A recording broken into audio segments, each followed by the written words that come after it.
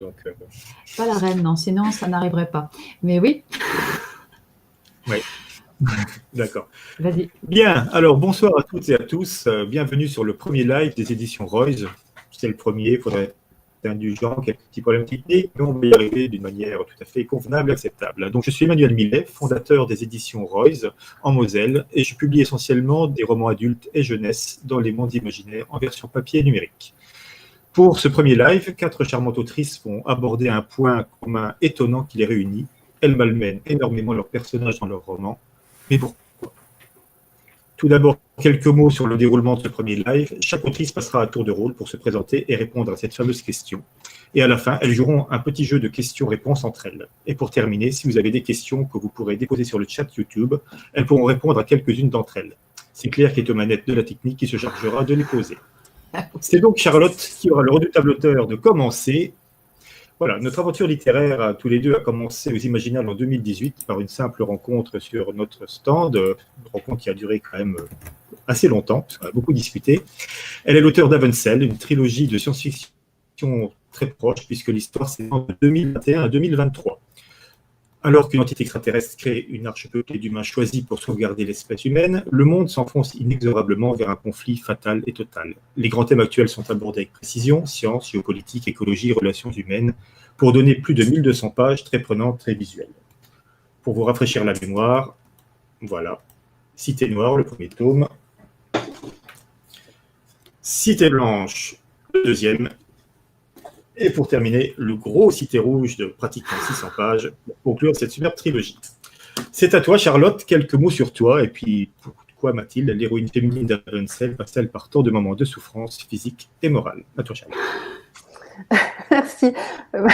Merci pour l'introduction.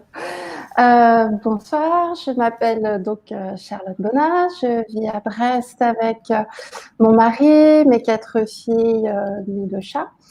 Et j'ai commencé à écrire il y a 8 ans. Alors, pourquoi je maltraite autant mon personnage principal féminin dans la trilogie Avensel? À vrai dire, je pense que je maltraite tous les personnages.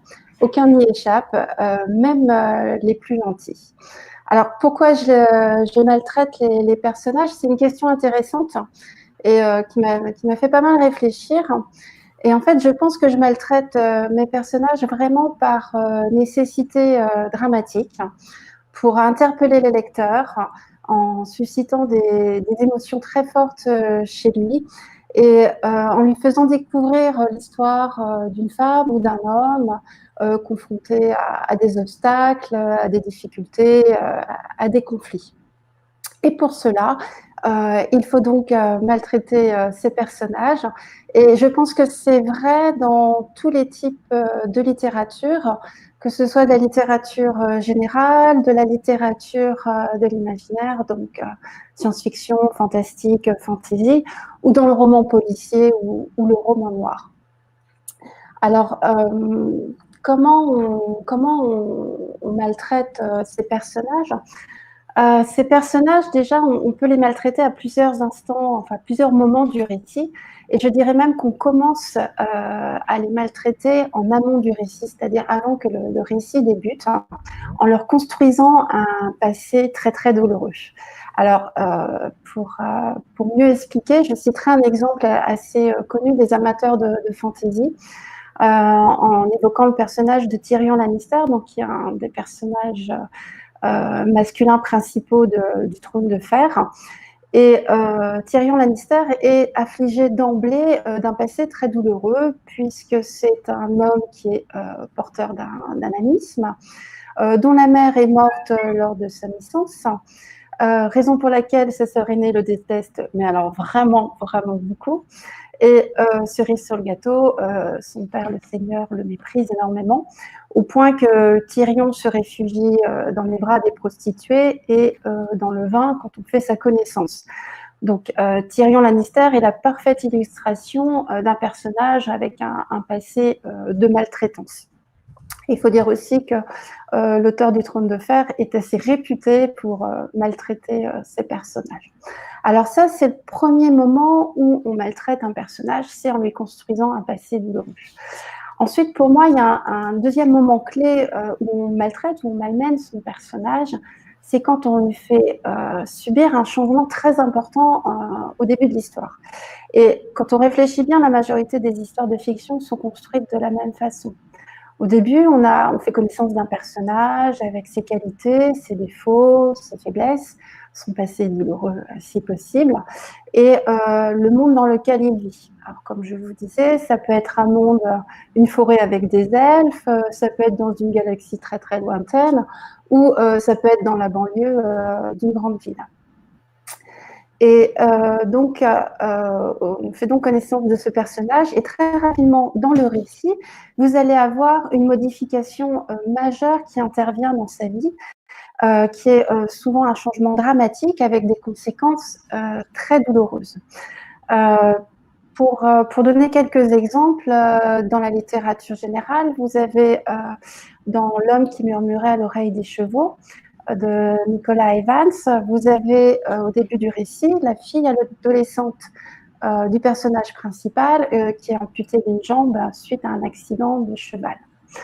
Un autre exemple de modification, c'est par exemple dans Millennium de Stieg Larsson, vous avez le personnage principal au départ qui est obligé de s'exiler loin de Stockholm après avoir perdu un procès retentissant et qui de facto va devoir accepter d'enquêter sur la mort d'une jeune fille survenue des décennies auparavant.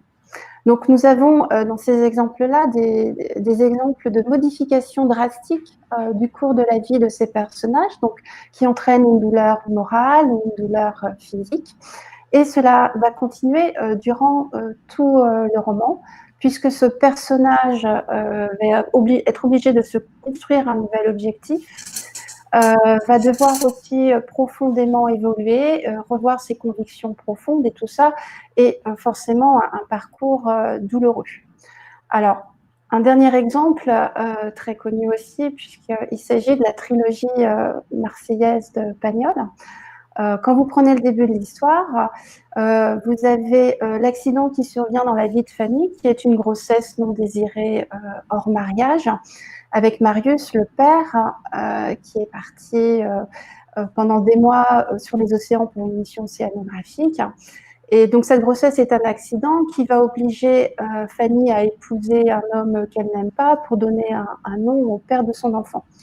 Et pendant les 3 tomes, on va suivre les conséquences tragiques de cet accident et de la décision de Fanny, avec les personnages, Fanny qui va souffrir, toujours amoureuse de Marius, Marius qui va souffrir de ne pas être le père reconnu de l'enfant, le grand-père, César, de la même façon, Marius va s'exiler de Marseille, jusqu'à ce qu'on arrive à la fin. Et je dirais qu'à la fin, c'est le dernier moment où un auteur peut maltraiter ses personnages, puisqu'il a le choix de la fin.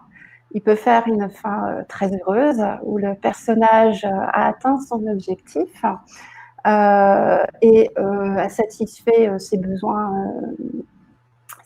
profonds. Vous avez des fins ambiguës où le personnage principal atteint son objectif, mais à un coût démesuré. Et puis, vous avez le choix de fin malheureuse où le protagoniste, le personnage principal n'atteint pas son objectif, voire même perd la vie. Mais ça, le type de fin, c'est très intéressant, mais ce n'est pas le débat de ce soir. Donc voilà, la dernière occasion, en tout cas pour un auteur, de maltraiter ses personnages, c'est de choisir une fin malheureuse. Voilà. Sont les temps que tu préfères. Ça laisse l'ouverture pour autre chose. Est-ce que tu aurais par hasard un petit extrait à nous lire? Oui, alors j'ai choisi, pour pas trop spoiler le roman, de lire un extrait en fait du prologue du tome 1. Et en fait, ça concerne l'éveil de Cité, donc qui est l'entité immatérielle de Avenzel. Ma félicité est de courte durée. Alors que je plane avec insouciance au-dessus des forêts de conifères, l'air vibre d'une manière malsaine. Puis la soudaine détresse de milliers d'âmes me submerge, me noie. Je tente de me soustraire aux images terrifiantes. En vain.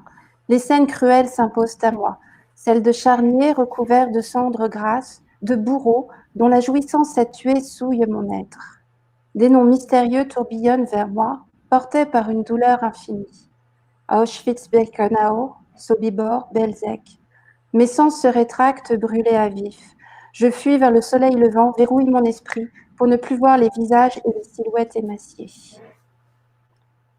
Très Ça, bien. c'est l'accident qui se produit pour citer au Voilà. début du roman. L'élément fondateur, on va dire. Voilà, Ok, merci Charlotte. je t'en prie. Gabriel, maintenant, à toi. Alors, notre vraie rencontre avec cette jeune femme du Sud, vous verrez la petite accent chantant charmant, a eu lieu à Nancy lors de la remise du prix de la Cour de l'Imaginaire en 2018, dont elle était la lauréate pour En 1000 l'année du dragon. En 1000 l'année du dragon, qui a vu paraître cette année une suite, en fait, qui s'appelle Le dragon de l'an 1000, les Insoumises, dont elle vous parlera certainement. Et donc, Royce est partenaire de ce prix de la Cour de l'Imaginaire depuis quelques années.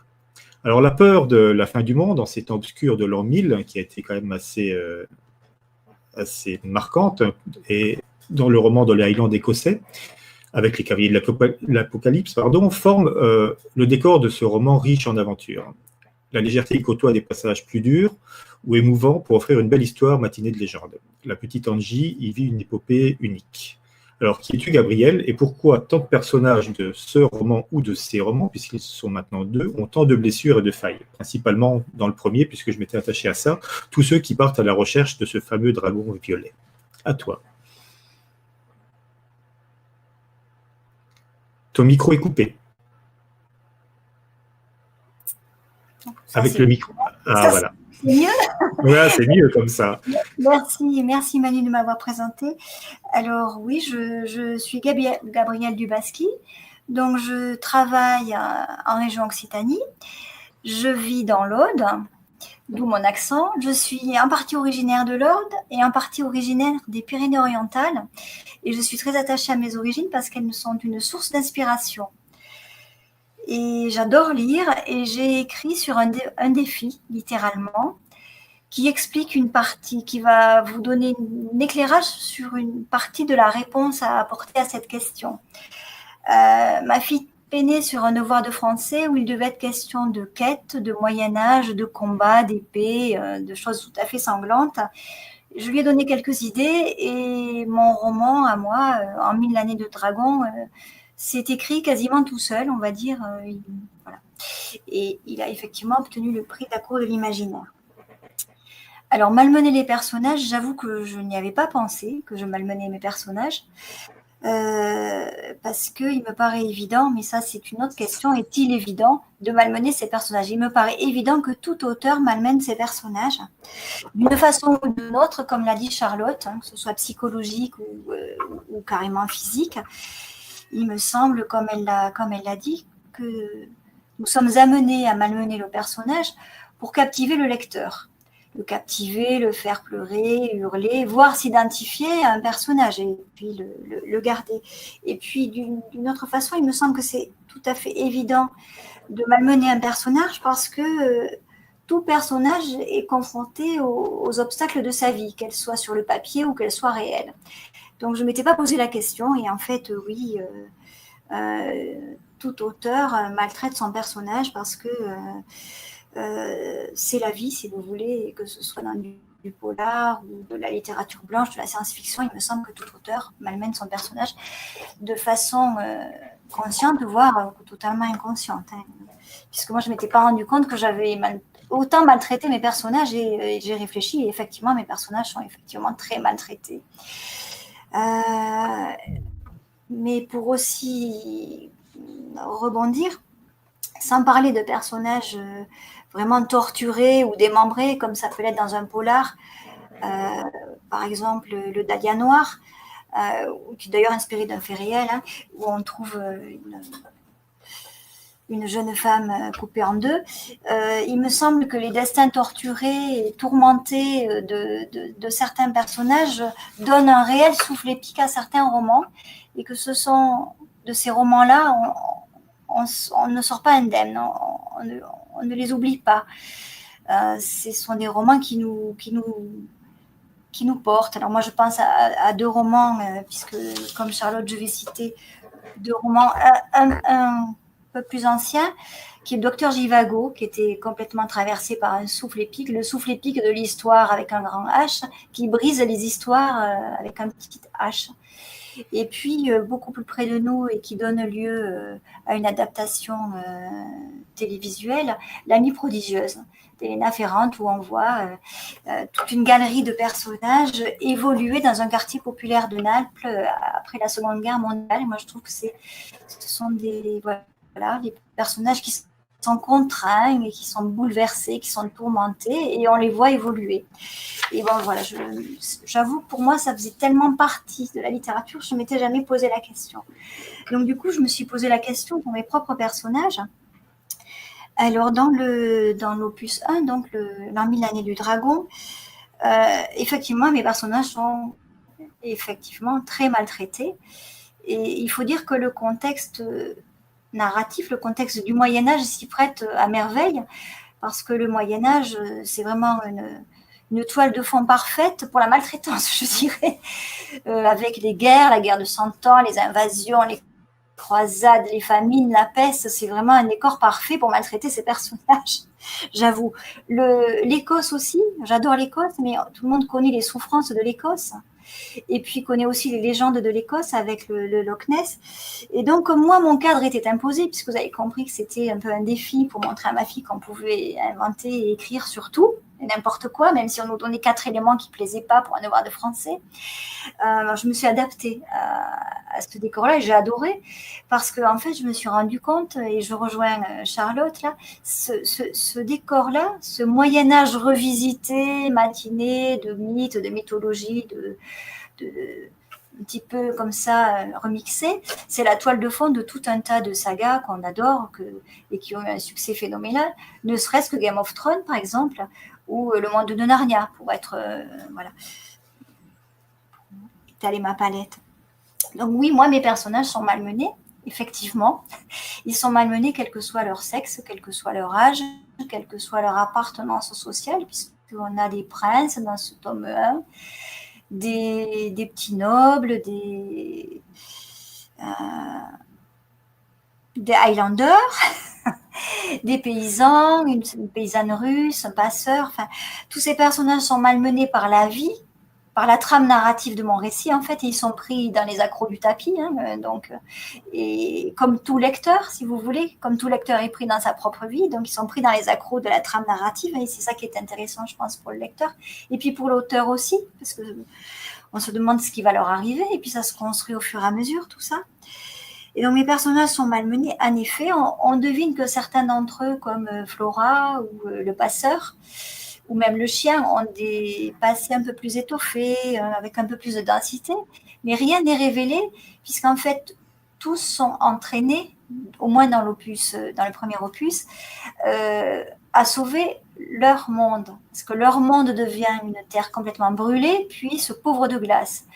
Donc pour se sauver eux-mêmes, ils sont amenés à sauver leur monde, et pour cela, ils trouvent le chemin d'un dragon qui détient un talisman. Donc tous ces personnages-là sont en chemin, si vous voulez, pour une même cause, malgré les obstacles qui les arrêtent.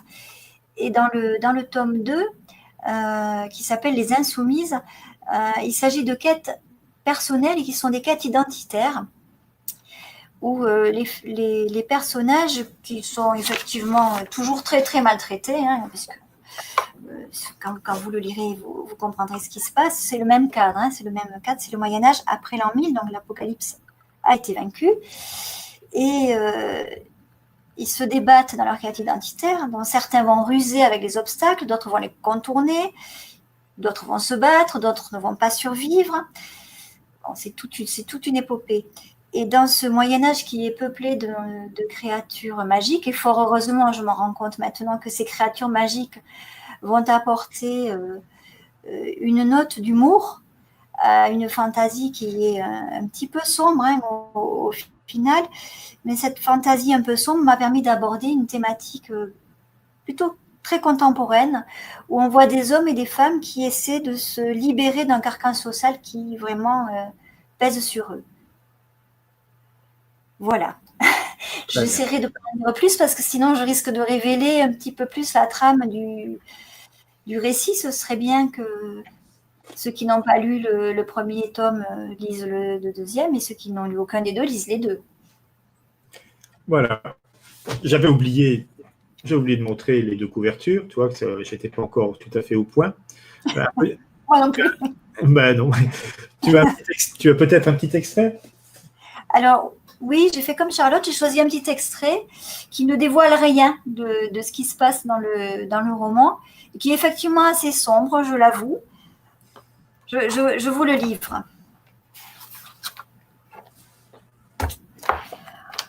Le grand crapaud noir de la nuit l'a emporté, sanglotait Ponce, blotti contre moi. Je sombrai. Plus aucun souvenir des semaines et des mois qui suivirent. À peine quelques images, éparses, floues, indescriptibles. De vagues odeurs, ni bonnes ni mauvaises.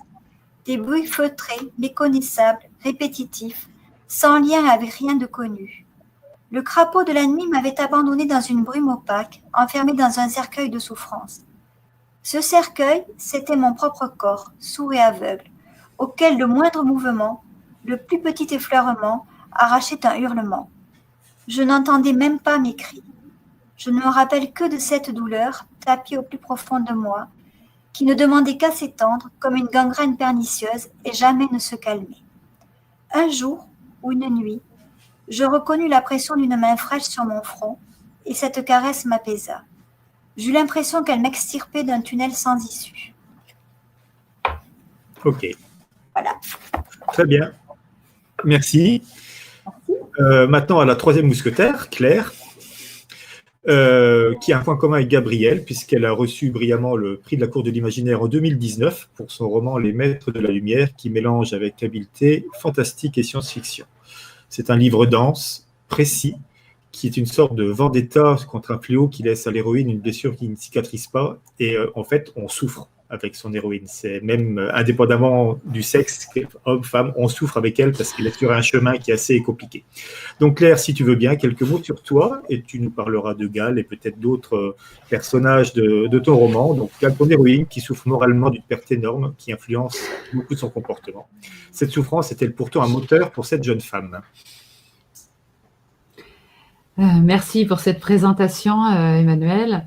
Et merci à ceux qui nous regardent et nous écoutent. J'ai trouvé que ce qui a été dit précédemment était très intéressant. Je pense que ce que j'ajouterai sera peut-être un peu complémentaire, mais il y a des éléments qui sont assez communs. Donc rapidement, j'écris des romans, des nouvelles de différents genres, de l'imaginaire certes, mais pas seulement. Ce qui m'intéresse, ce sont en premier lieu les failles dans le réel et dans l'humain. Donc forcément, voilà, ça peut être réaliste comme ça peut ne pas être. C'est pour ça que les genres importent peu et que j'écris aussi bien du polar que de la nouvelle contemporaine ou des pièces de théâtre. Mais donc là, nous sommes dans l'imaginaire et je pense que quand je dis que ce qui m'intéresse, ce sont les failles de l'humain, on comprend tout de suite que la souffrance des personnages joue un rôle important. Mais en réalité, pour moi, je ne fais pas souffrir mes personnages. C'est simplement qu'ils sont placés dans des situations qui vont les révéler à eux-mêmes, parce que, en fait, le personnage, au départ, c'est comme une espèce de statue d'argile. Voilà, c'est un Playmobil. Et le Playmobil, il ne peut même pas plier les coudes, il ne peut pas tousser dans son coude, il ne peut rien faire. Donc, comment faire pour donner vie à ce Playmobil? Moi, je ne vais pas écrire Emmett sur son front, donc je vais le mettre dans une situation où il va devoir faire des choix. Comme nous, dans la vie, on fait des choix tout le temps. Et c'est ça qui, à mon sens, rend le personnage vivant, lui donne sa troisième dimension, ou peut-être sa quatrième, quand on fait des voyages dans le temps. Le personnage va prendre vie, va prendre corps en faisant un choix. Des choses importantes, des choses moins importantes. Mais on ne peut pas imaginer une histoire sans choix. Je pense que ce qu'on dit précédemment, Charlotte et Gabrielle, et te dira très certainement Siana ensuite, rejoint cet aspect-là, c'est que il faut qu'il y ait des obstacles et il faut qu'il y ait une volonté de les surmonter. Il faut qu'il y ait des choix, ne serait-ce que par exemple pour ne pas surmonter l'obstacle. Alors moi, je ne vais pas faire des citations d'œuvres comme celles que vous avez mentionnées. Les miennes sont malheureusement beaucoup plus classiques, mais je pense en matière de non-choix à Frédéric Moreau dans l'éducation sentimentale, qui est quand même, pour moi, l'exemple extraordinaire du non-choix. Et pourtant, il se passe des choses dans ce roman. Mais justement, on a affaire à quelqu'un qui ne fait pas de choix. Et moi, j'avoue que dans Les Maîtres de la Lumière, j'ai préféré que mon personnage fasse des choix, enfin que les personnages fassent des choix. Emmanuel, tu as tout à fait raison de mettre l'accent sur le fait que le sexe du personnage n'importe pas. Ils doivent tous faire des choix, que ce soit Gale, en effet, qui, eh bien, elle a perdu son fils, mais il y a peut-être un moyen de faire quelque chose contre ça. Oui, c'est là qu'on voit que c'est de l'imaginaire. Dans la vraie vie, malheureusement, on ne peut absolument rien faire. Mais voilà, l'imaginaire permet aussi d'aller explorer à la fois des choix et des souffrances qu'on n'aurait pas dans la vraie vie, mais aussi des solutions qu'on n'a pas dans la vraie vie. Donc pour moi, ce qui importe, ça n'est pas tant que le personnage souffre. Le maltraiter ne m'intéresse absolument pas, mais lui montrer sa force, lui révéler qui il est, et révéler au lecteur aussi qui il est. Parce que c'est dans l'adversité qu'on se construit, à mon sens, qu'on découvre aussi qu'on est capable de faire certaines choses dont on ne se sentait absolument pas capable. Pour reprendre l'exemple de ce personnage de Gale, c'est une jeune femme, elle a 30 ans, elle a un enfant, a priori, rien ne la destine à devenir une chasseresse de Bourdalac. Hein. Je veux dire, personne ne... Enfin, si on le lui avait dit un an avant, elle aurait dit ça va pas bien.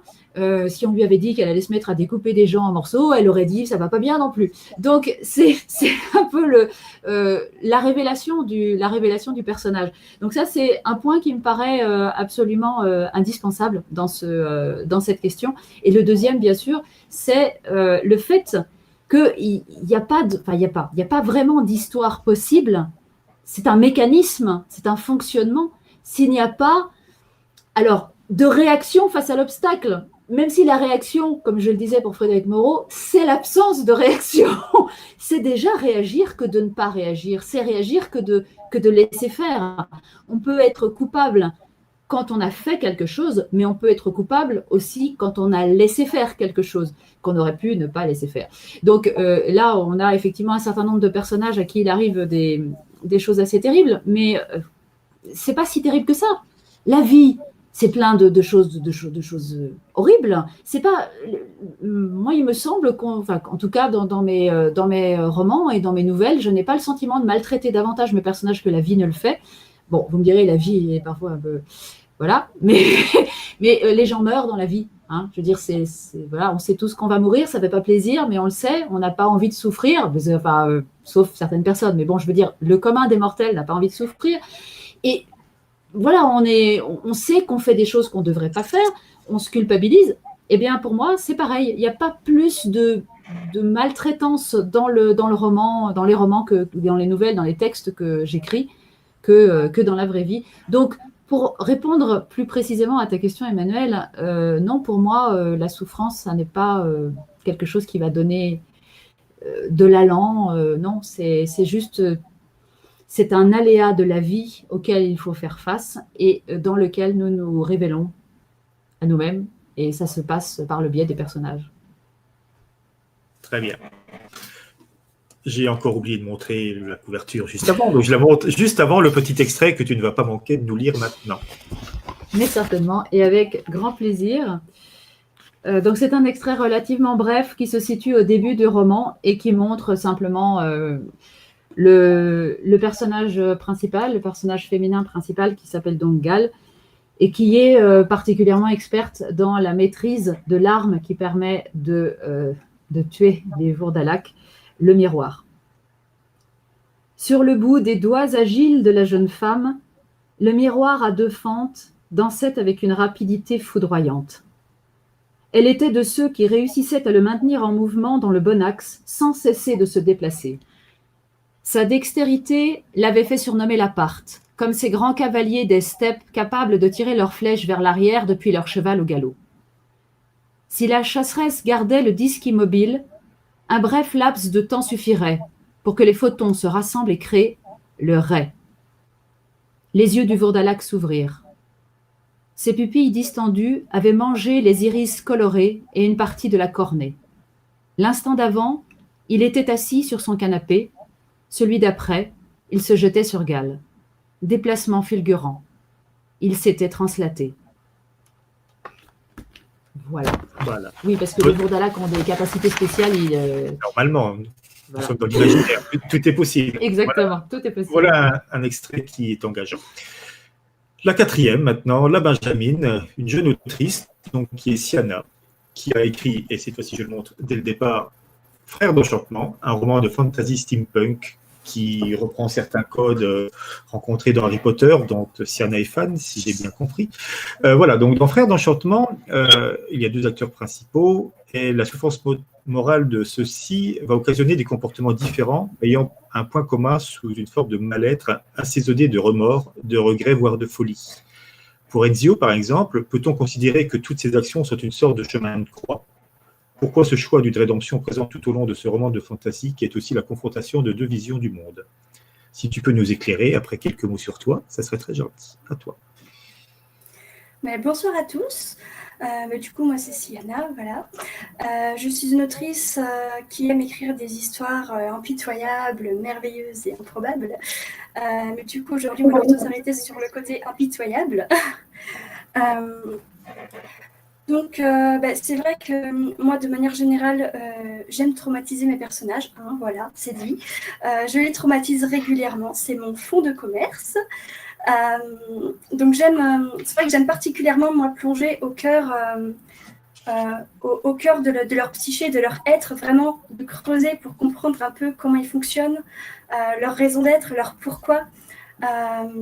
J'aime décortiquer en fait les esprits tordus, tout simplement pour savoir un peu.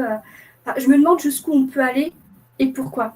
Et c'est vrai que dans les lectures récentes que j'ai eues, donc je vais citer les copains, hein, m'en voulez pas. Dans les lectures récentes que j'ai eues, il y a notamment la trilogie de Charlotte Wenzel, que nous avons ce soir avec nous, que j'ai trouvé très intéressante, très prenante dans sa relation avec les personnages, dans la relation que les personnages entretiennent les uns avec les autres, parce que c'est vraiment le moteur de leur souffrance. Enfin, à mon sens, c'est comme ça que je l'ai ressenti. C'est le moteur de leur souffrance. Et à chaque fois qu'il se passe un événement, on a l'impression que la vie s'effondre autour de chaque personnage petit à petit. Et on se dit, mais quand est-ce que ça va s'arrêter? Et voilà, j'ai trouvé en tout cas qu'elle modèle très bien le schéma de souffrance d'un personnage à l'autre et entre les personnages. Alors, j'ai pas lu le tome 3, j'ai très peur. Voilà, mais ça fait partie des lectures récentes qui ont été marquantes pour moi. De même que Letty Snow de Megara Nolan, qui est une autrice que je connais également, mais elle parle dans ce roman pas mal de mal-être aussi, bien évidemment, sous la forme de perversion narcissique. Enfin, en tout cas, c'est le témoignage, entre guillemets, d'un personnage féminin qui a vécu un peu l'enfer avec un homme personnage narcissique. C'est un personnage aussi qui va chercher sa rédemption aussi, justement, à travers des pouvoirs qu'elle va développer, notamment dans la glace, des pouvoirs qui vont, qui transmettent un peu sa colère, qui transmettent son incompréhension, sa hargne, un peu d'en découdre et un peu de se venger, entre guillemets. Et c'est un roman que j'ai trouvé très intéressant aussi sur le thème de la souffrance, parce qu'on a vraiment une recherche de vengeance, mais en même temps de rédemption. Le personnage, il a vraiment envie de finir, de clore l'arc en fait de sa vie, cet arc-là, et de passer à autre chose. Alors, je ne révélerai pas la fin parce qu'elle est tout à fait intéressante. Voilà, mais en tout cas, c'est un roman que j'ai trouvé, en tout cas récent, dans mes lectures récentes, qui était vraiment intéressant au niveau du traitement de la psychologie des personnages, parce que moi j'aime bien la psychologie des personnages. Voilà, c'est des romans en fait dans lesquels on s'imprègne bien de la pensée du personnage, de son état d'esprit, et on est dedans en fait. On lit l'histoire autant dans les romans de Charlotte que dans ceux de Megara.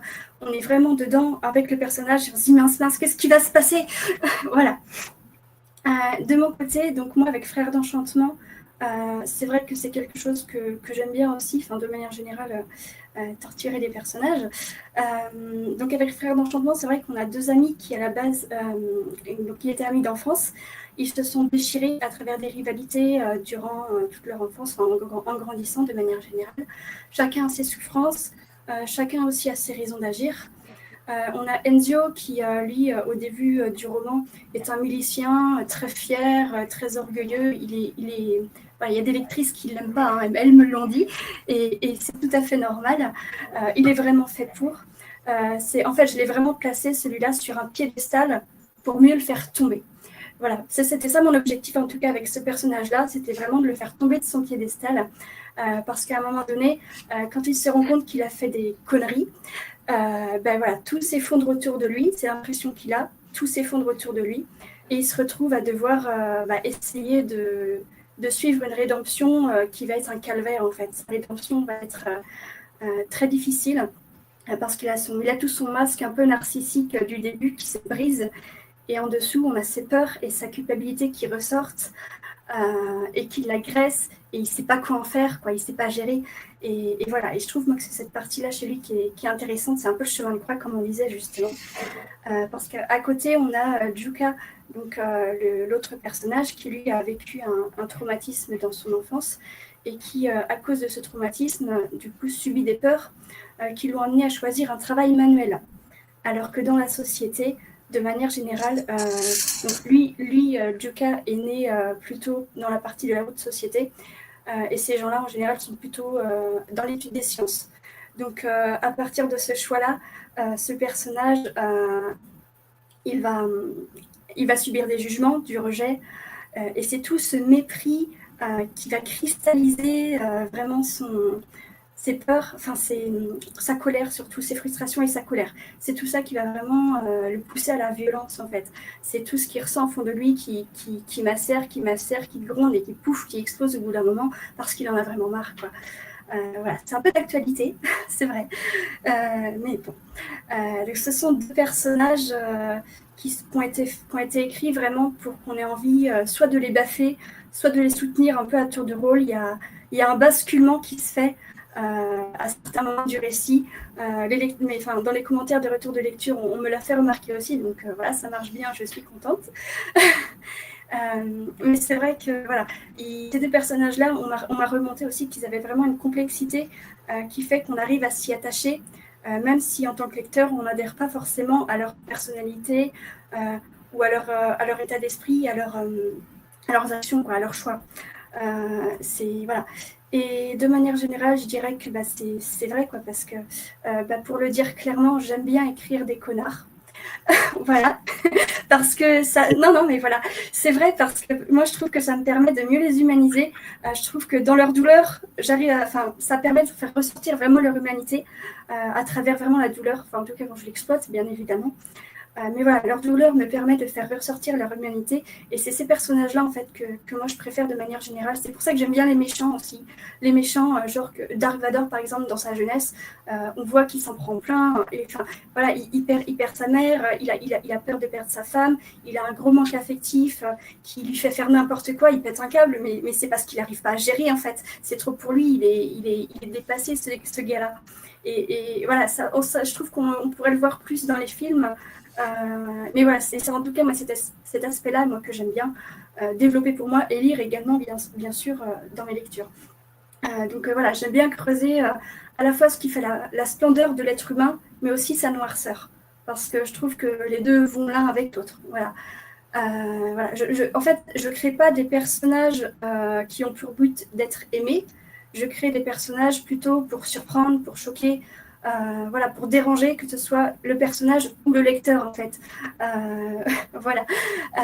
Mais quand même, je cultive une touche d'espoir dans absolument tous mes textes jusque-là. Parce que je pense que c'est important aussi, on en a besoin. Et effectivement, pour un chemin de croix, c'est important. Surtout au niveau de la rédemption, on ne peut pas faire une rédemption sans espoir. J'écris pas de la dark fantasy parce que j'ai pas envie.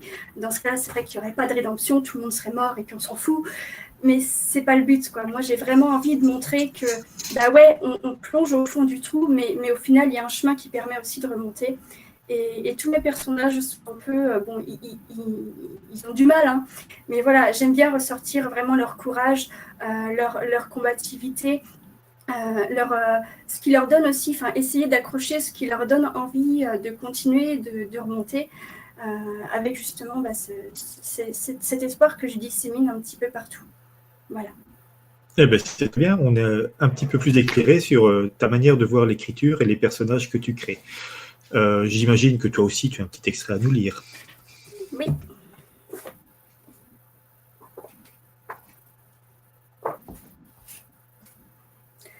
Alors, j'ai tout juste un picotement au genou, plus rien à la main droite. Alors je les écrase entre mes doigts pour les réveiller. Peut-être que je devrais les rouvrir.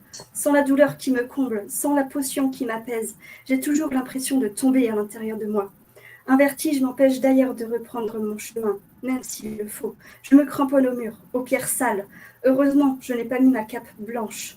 Les gens ne doivent pas me voir ainsi. On parlerait, on raconterait des choses. Et ma réputation là-dedans. J'ai mon image de héros à tenir. Et un fou n'est pas un héros, c'est juste un fou. Ou au mieux, c'est un héros déchu, un héros devenu fou. C'est pour ça que j'ai repris la cape noire d'étudiant et les bottes qui allaient avec. Je me sens un peu serrée dedans. Ma dernière année date d'il y a 4 ans déjà. Mais on ne doit pas me voir ainsi. On ne doit pas me reconnaître. On ne doit pas me voir comme ça.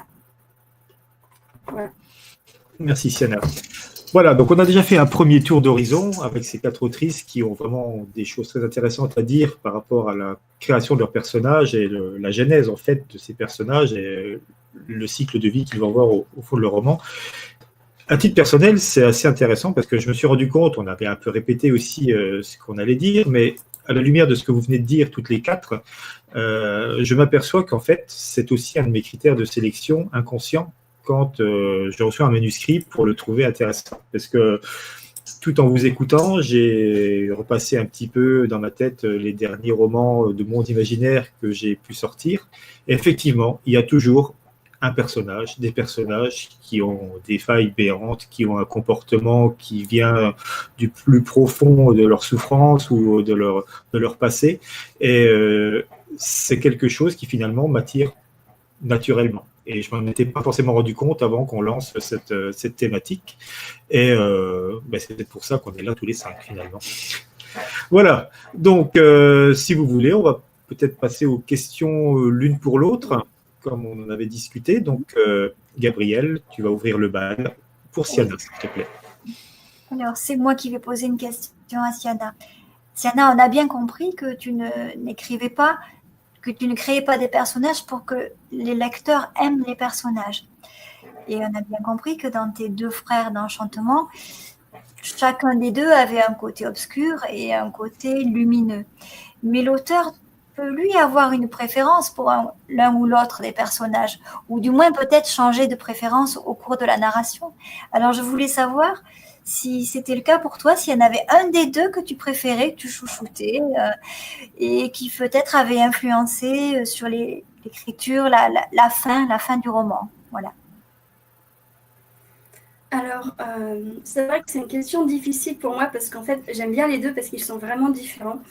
Après, je sais que j'ai plusieurs lectrices qui m'ont dit qu'elles avaient une préférence pour le Juka, donc le terroriste qui s'enfonce.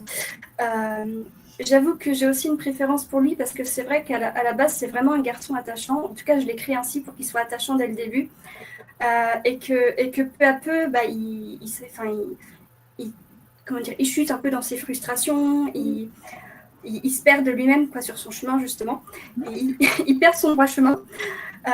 Mais finalement, c'est vrai qu'en y réfléchissant, je pense qu'on peut se rendre compte que s'il n'avait pas eu tous ces problèmes-là, tout ce qu'il a comme rejet, comme frustration, en fait, il serait juste devenu quelqu'un de bien. Et c'est vachement triste, en fait, de se rendre compte que c'est tout le contexte de la société qui l'a poussé dans ses retranchements à devenir quelqu'un de colérique et violent, juste parce qu'il était incompris. Et c'est pour ça que du coup, ça reste un peu mon chouchou. Après, j'aime bien Enzio aussi, bien évidemment, parce que c'est lui qui a la plus grande évolution. Il arrive, il commence en étant un orgueilleux prétentieux et à la fin il arrive en étant un peu plus modeste, avec plus d'humilité. Donc lui, on va dire que Luca a ma préférence pour sa personnalité et Enzio a ma préférence pour son évolution. Mais bon, quand même, je préfère Luca quand même entre les deux si vraiment il faut choisir. Moi aussi, je préfère ce personnage-là. Mais bon, moi, je suis lectrice. Mais ça compte, hein, ça compte bien aussi. Moi, ça m'intriguait aussi de savoir, quand j'ai écrit ce roman et quand il a été publié, quel serait le personnage. Je me disais, alors, Team Enzio, Team Luca, qu'est-ce que ça va donner? Voilà. Mais j'ai quand même des lectrices qui m'ont dit qu'elles préféraient Enzio parce que justement, il a plus de piquant. Voilà. Merci. Ok, merci. Merci. Siana, à toi de poser une question. Alors moi, j'avais une question pour Charlotte, parce que tes personnages, ils souffrent quand même le martyre. Et je me demandais, est-ce que tu souffres quand tu fais souffrir tes personnages? Merci, Siana. Oui, on en a déjà parlé auparavant, mais à chaque fois que j'écris une scène dure, où je maltraite énormément un personnage, ou voire même je le tue, je suis en larmes. Alors, j'écris chez moi, bien sûr, mais j'écris aussi beaucoup à l'extérieur, dans des cafés, dans des salons de thé. Et je sais qu'il y a une scène très, très dure pour moi dans le tome 1, où un de mes personnages principaux, Thomas, qui est télépathe, s'introduit dans l'esprit de Mathilde, mon personnage féminin principal, et revit peut-être le moment le plus douloureux de la vie de Mathilde, c'est quand son enfant nouveau-né, qui était né très prématuré, décède dans ses bras en unité de réanimation pédiatrique. Et donc Thomas revit la scène dans l'esprit de Mathilde, enfin du moins comment la mémoire de Mathilde a déformé la scène. Et pour l'écrire, je me suis vraiment mis dans la tête d'une femme qui avait perdu un enfant. Et d'ailleurs, j'ai aussi un peu exploité mon passé professionnel où j'avais assisté à des drames de ce genre-là. Et je pleurais. Je ne me suis pas rendu compte, c'est quand j'ai enregistré la scène et je me suis aperçue que j'avais les joues marbrées de larmes et que les gens autour de moi, assis dans le salon de thé, me regardaient bizarrement. C'est quelque chose que j'avais vraiment vécu de façon très viscérale. Et donc, quand j'écris le premier jet, je pleure sur les scènes dures, mais quand je les corrige, je repleure. C'est-à-dire que j'ai beaucoup d'être l'histoire, je repleure. Et puis après, quand j'arrive au 6e, 7e passage, je me trouve moche. Je me dis, oh là là, t'as fait ça, mais qu'est-ce que t'es moche, mais qu'est-ce que... Pourtant, t'as l'air... Mais je change pas, hein, parce qu'après, je trouve que ça colle bien à l'histoire, mais c'est pas que je me dégoûte, mais je me trouve très moche sur le coup. Voilà. J'aurais peut-être besoin d'un bon psychiatre, je sais pas. En tout cas, j'ai envie de continuer à écrire des histoires de ce genre-là. Continue, ne change rien. Merci. J'espère que tu vis aussi joyeusement les scènes agréables de tes romans. Ah, alors ça, c'est... Oui, comme il y a quelques scènes roses, je pense que je vais dire Joker. Je ne pensais pas forcément à ça, il ne faut pas imaginer que j'ai cet esprit-là. Non, je pensais qu'il y a quand même des scènes un peu heureuses. Donc c'est... Les scènes un peu heureuses dans le roman, oui, il y en a. Il y en a quelques-unes un petit peu quand même. Oui, bien sûr. Comme des gens pour qui ça va. Ok, merci. Charlotte, une question à Claire, si ma mémoire est bonne. Oui, Claire. Alors, je sais pour avoir discuté déjà avec toi et puis pour te suivre sur Facebook et Instagram que tu es passionnée de littérature en général. Tu aimes beaucoup la poésie, Oui. la littérature blanche, le roman policier aussi. Nous avons échangé récemment sur le Minute. Et en fait, je pense que tu fais comme beaucoup d'auteurs d'imaginaire, tu ne te restreins pas à un seul domaine. Et justement, j'aimerais savoir si tu écrivais demain un roman de littérature blanche, un roman mainstream, si tu traiterais de la même manière tes personnages. Alors, je peux te répondre puisque je suis toujours en train d'avoir plein de projets comme nous toutes, je pense. Donc oui, je suis sur un projet mainstream, mais j'en ai pour au moins 5 ans tellement il est lourd. Je ne sais même pas si j'y arriverai, mais bon, donc je peux te répondre de manière assez précise. En fait, le traitement des personnages ne dépend pas pour moi du genre dans lequel s'inscrit l'écriture. Le traitement du personnage dépend de l'histoire elle-même et du personnage lui-même, du message que je veux, enfin, il n'y a pas de message que je veux transmettre, mais disons des images et des émotions que je veux susciter ou que j'aimerais susciter chez le lecteur. Donc, merci pour cette question. Disons que je considère que exploiter un genre et l'explorer permettent de faire des expérimentations différentes sur le matériau littéraire. Et c'est vrai, effectivement, pour moi, tout cela est de la littérature. Je sais que c'est quelque chose qui n'est pas, enfin, c'est une opinion qui n'est pas forcément partagée, puisque un certain nombre de personnes considèrent que, hormis la littérature blanche, eh bien, finalement, le reste, c'est quand même un petit peu des mauvais genres, des sous-genres, etc. Et qui n'ont pas le droit de citer, qui n'ont pas le droit d'être en tout cas mis en valeur et qui ne font jamais partie des listes de conseils à lire, etc. Pour moi, c'est un terrain de jeu. Ça donne des possibilités totalement différentes parce qu'on est dans un autre genre. Il y a donc des codes. C'est une forme de contrainte. La contrainte étant créative, hein, comme chacun sait. C'est une autre manière d'aborder le même type de personnage, par exemple. Ça peut être un personnage relativement similaire, mais comme il est dans des situations que je peux pousser différemment ou restreindre, que je suis obligée de restreindre différemment, eh bien, ça me permet d'expérimenter quelque chose d'autre.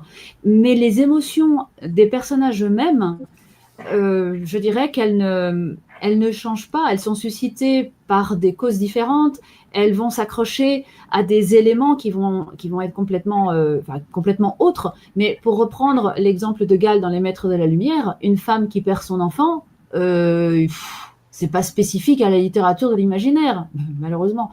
Ça se trouve dans le nombre de romans qui parlent de mères qui ont perdu leur enfant. Je veux dire, il y en a quand même beaucoup.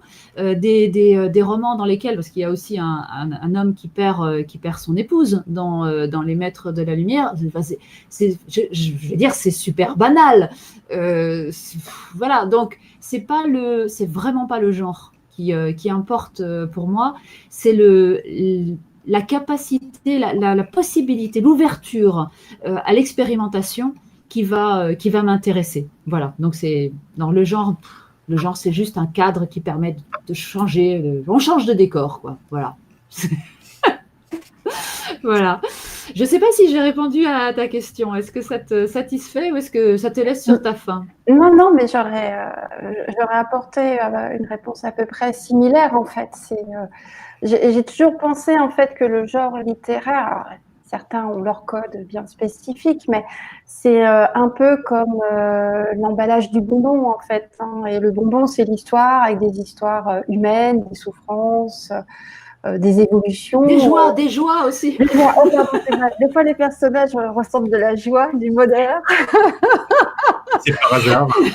C'est pas le genre de bouquin qui m'intéresse à lire, alors c'est vrai que je suis un peu mal. Mais je vous ai déjà raconté ce que je pensais du feel good en général. Mais bon, voilà. En tout cas, oui, on est d'accord. Pour moi, c'est en tout cas l'emballage diffère, mais le fond reste identique et ce sont des histoires humaines avant tout.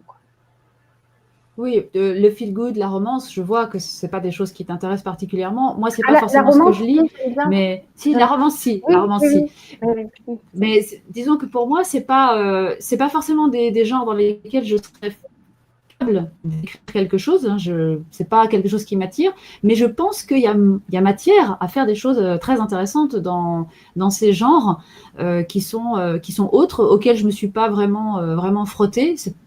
C'est pas ce vers quoi je suis attirée, mais en soi, moi je pense que tous les genres peuvent être expérimentés, détournés, travaillés, et on y trouve quelque chose. Après, on a des genres dans lesquels on se sent plus à l'aise, des genres de prédilection, c'est sûr. Moi je suis plus à l'aise dans l'imaginaire et dans le polar, ou dans le contemporain d'ailleurs, que justement, oui, dans la romance où j'avoue que je suis un peu… et pourtant, il y a des romans, des histoires d'amour, par exemple, que j'admire profondément. Et mon roman préféré, qui est Les Maias de Eça de Queiroz, qui est un écrivain portugais qui n'est connu qu'au Portugal, mais que j'adore, qui est vraiment exceptionnel, je trouve. Ça raconte une histoire d'amour, entre autres, qui finit mal. Bon, d'accord. Mais… voilà. Donc, non, mais je Ce pense n'est que… pas de la romance, normalement, si ça finit mal, Claire. Alors, il y a la dark romance qui finit mal, j'ai appris ça. Donc, donc ça pourrait être une dark romance, mais bon, enfin, c'est pas le sujet. Mais voilà, donc pour moi, non, je pense qu'on est tout à fait sur le même, la même perspective.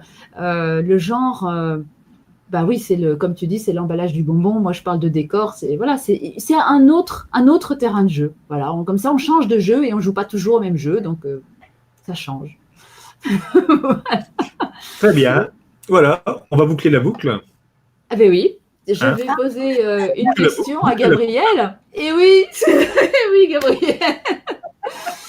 Oui, parce que tu vois, moi j'ai des terrains de jeu sur toutes sortes de gens, mais il y a un terrain de jeu que tu occupes, comme d'ailleurs Charlotte, et que moi, tu vois, je trouve extrêmement difficile à aborder, qui est l'écriture en plusieurs tomes. Et donc, j'ai jamais écrit quoi que ce soit en plusieurs tomes. J'adore les feuilletons, mais j'ai jamais rien écrit en plusieurs tomes. Et donc, moi, je voulais te poser une question. Pourquoi et comment écrit-on une histoire en plusieurs tomes? Pourquoi écrire une histoire en plusieurs tomes? Outre le fait que, bien sûr, ça ne tient pas en un seul, j'imagine. Mais enfin, il y a quand même un rythme particulier. C'est encore différent du feuilleton. Le feuilleton, c'est des petits épisodes. Là, c'est des très gros épisodes qui ont un sens en eux-mêmes. Alors, pourquoi pourquoi écrit-on en plusieurs volumes? Oula, c'est difficile ça comme question. Pourquoi? Alors, d'abord, j'étais la première surprise, si tu veux, de cette espèce de… J'étais victime d'un phénomène, on va dire. Ça va faire rire Siana. Tu as été maltraitée. Non, du tout. Pas été maltraitée. Ou alors, ce sont mes personnages et c'est-à-dire mon imagination qui m'ont maltraitée. J'étais victime du phénomène J.K. Rowling, en fait, si tu veux, parce que moi, mon terrain de jeu premier et de prédilection, c'est quand même la nouvelle. Alors, j'adore la nouvelle, que ce soit de la nouvelle blanche, la nouvelle fantastique, j'adore. Et j'aime beaucoup le format de la nouvelle. Et donc, je me suis lancée dans ce roman en 1000. Et là, c'est là que j'ai été victime de mes personnages. Et je dis du phénomène J.K. Rowling parce que je me suis rappelée d'avoir entendu dire que quand elle écrivait son premier tome et qu'elle a mis en place ses personnages, tout de suite, elle a su qu'elle ferait 7 tomes et elle savait ce qu'elle allait dire dans les 7 tomes. Eh bien, écoute, je crois que ça m'est arrivé parce que quand j'ai mis en place mes personnages pour mon premier opus, donc que j'ai écrit pour ma fille en fait, pour lui montrer qu'on pouvait faire avec des thèmes qui ne plaisaient pas, quelque chose qui pouvait être un peu fantastique ou imaginatif, mes personnages ont pris une ampleur que je n'imaginais pas. Et ils se sont mis en place tout seuls. Et puis, en fait, ces volumes, ces opus, si tu veux, que j'ai dans ma tête, ce ne sont pas forcément des suites linéaires. Ce sont des points de vue différents. Le premier volume, c'était la petite fille qui s'appelle Angie et qui est en recherche d'un talisman. Le second, c'est le point de vue de sa grand-mère, la quête identitaire de la grand-mère et de la petite fille. Le troisième, ce sera encore autre chose et il y aura un déplacement dans le temps et dans l'espace. Ça ne se passera pas au Moyen-Âge. Il faut quand même que je sorte du Moyen-Âge. Et puis, spoiler. Il y a d'autres personnages qui ont pris vie. Et puis, une densité, si tu veux, dans mon imagination. Eh bien, ils me disent, bah, quand même, tu pourrais dire quelque chose sur moi. Moi, j'existe aussi. Je ne vais pas être cantonnée à rester dans l'an 1000 années du dragon. J'ai existé aussi avant de faire partie de l'histoire de Flora. Voilà. Et c'est venu comme ça et ce ne sont pas forcément des suites, mais elles se juxtaposent et puis finalement, ces opus vont s'éclairer les uns les autres. Et voilà, mais c'est comme… Alors, je ne sais pas exactement ce qui va se passer au détail près, mais la trame est faite et je l'ai déjà racontée. et mes amis proches le connaissent à peu près. Voilà, et c'est vrai que c'est comme ça, c'est venu comme ça. Ça t'est apparu tout Mais construit. c'était pas forcément mon idée. Oui. Donc, moi, ça ne m'est jamais apparu tout construit. Donc, je Oui, pense oui. qu'en effet, ça ne va pas. C'est pas pour tout de suite les... Mais si Kostana me dit bon,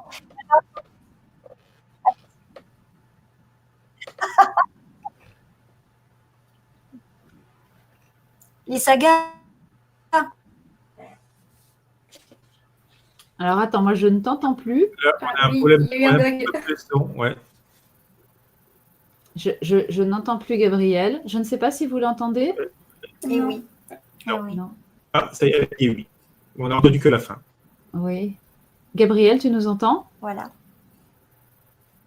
Je sais pas si j'ai répondu. Alors, on t'entend pas Il y a un petit trop. problème. Mais Je pense qu'on a quand même compris l'essentiel oui, par rapport j'ai entendu la dernière phrase. Alors, je vais te répondre quand même. Oui, tu as répondu à ma question. Je suis là. Oui. Je suis là. Ah oui, de retour. Oui, je vous entends. Je ne sais pas Voilà. si j'ai répondu à votre question. C'est assez Si, fascinant. je pense que c'était. On a compris en fait l'essentiel. Il y a juste à la fin où il a manqué un petit peu quelques mots, mais effectivement, on a compris un peu ta vision de l'écriture au long cours, on va dire. Ok, on a fait un petit peu le tour. Je ne sais pas, Claire, si tu as eu des questions sur le chat YouTube ou pas. Eh bien, si. Ou alors, tu es déjà produit petit matin. Non, il y a au moins une question de Shen Kinpu. Alors, j'espère prononcer le nom correctement. Tout le monde m'entend? Oui? Oui. Oui, d'accord. Je pense que c'est d'accord. Donc, la question est la suivante. Petite question pour Siana. Quel est le plus louable entre un personnage qui naît mauvais et essaie de surmonter ses défauts ou un personnage né bon qui tombe certes, mais remonte vers sa vertu? C'est pas fini, sachant qu'un personnage mauvais n'ira pas forcément aussi haut dans le côté lumineux. Tu as 12 heures. Côté lumineux Voilà. ou côté obscur, telle est la question. En fait, je vais pas forcément répondre oui ou non ou l'un ou l'autre parce que je trouve que c'est pas aussi évident que ça. Pour moi, les deux, en fait, ils ont le droit de remonter aussi haut qu'ils ont envie. Tout simplement. C'est même, enfin, je veux dire, enfin, déjà pour moi de base, on ne naît pas bon ou mauvais, on est plutôt neutre. Après, je peux concevoir que dans l'univers de fantasy, éventuellement, on puisse avoir une tribu qui apprend de mauvaises choses aux enfants et une autre qui les amène vers la lumière. Voilà, éventuellement. Je suis plutôt dans l'éducation ou en fantasy, bon, admettons. Mais le principal, en fait, pour moi, c'est qu'ils essaient. Il n'y en a pas un qui est plus méritant que l'autre. Pourquoi il y en a un qui serait plus méritant que l'autre? Il vient d'où ce mérite, en fait, que l'un aurait ou que l'autre n'aurait pas? C'est un jugement, ça aussi, le mérite. C'est une forme de jugement. Est-ce qu'on a besoin de foutre du jugement là-dedans? Enfin, voilà. Donc, à mon sens, il n'y en a pas un qui le mérite plus que l'autre, ils le méritent tous les deux, s'ils font l'effort, s'ils en ont envie. S'ils ne sont pas en train de le faire sans le faire, bien évidemment, parce qu'il y en a qui pourraient faire semblant, et puis en fait, non. Voilà. Mais tant que la démarche, elle est sincère, à la fois pour soi-même et pour les autres, voilà, chacun va où il va, et chacun le mérite d'arriver où il arrive. Voilà. À mon sens, bien sûr. Tu as une vision assez Jean-Jacques Rousseau de l'homme, enfin de l'humain en général, quoi. On est neutre, bon au départ, et puis après, c'est la société qui fait qu'on devient ce qu'on est, quoi. Avec chacun les limites qu'on peut atteindre en fonction de ce qu'on peut faire, puisqu'on n'est pas tous égaux, justement, pour ça.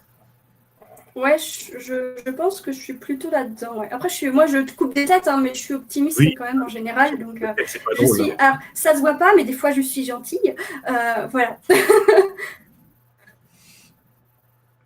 Claire, une autre question qui est apparue? Oui, il y a une autre question. Faites-vous souffrir, donc de Thierry Fauquemberg, faites-vous souffrir uniquement vos protagonistes ou torturez-vous aussi systématiquement les personnages secondaires. Je sens que Charlotte a des choses à dire. Ouais. Là. Parce que, Vas-y Charlotte.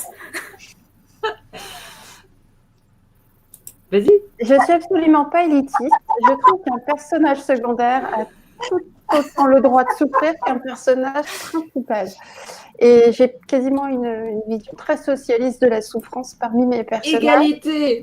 Voilà, hommes-femmes, personnages principaux secondaires. Et d'ailleurs, je pense vraiment dans Avenged, tout le monde en prend pour son grade.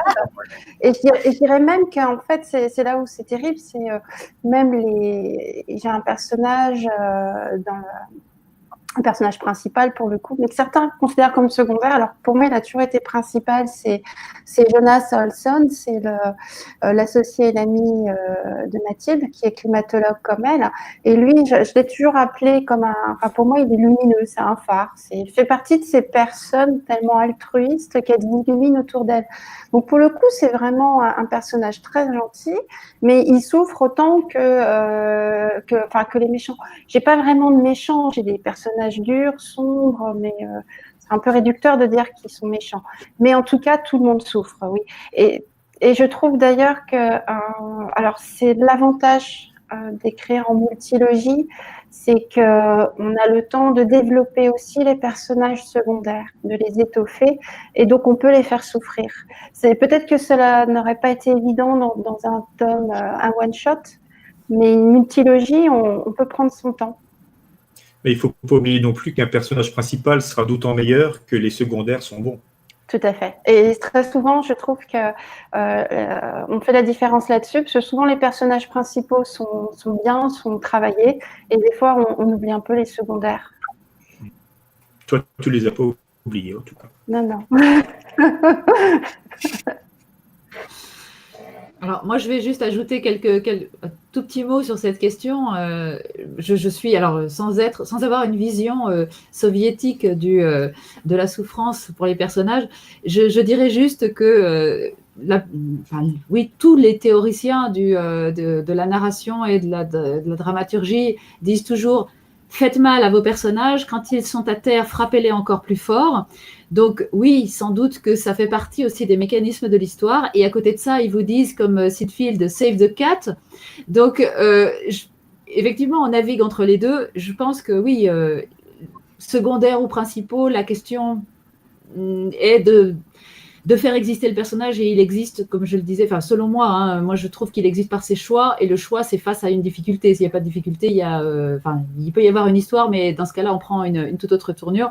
Donc oui, moi je ne fais pas systématiquement, je me dis pas je vais les faire souffrir, mais en tout cas je vais les placer devant un choix, qu'ils soient secondaires ou principaux, parce que oui, ça permet d'étoffer un petit peu l'histoire et l'intérêt qu'elle peut avoir, la capacité qu'a le lecteur de s'identifier. Enfin, voilà. Donc oui, même si ça n'est pas pour la même raison, le résultat est le même.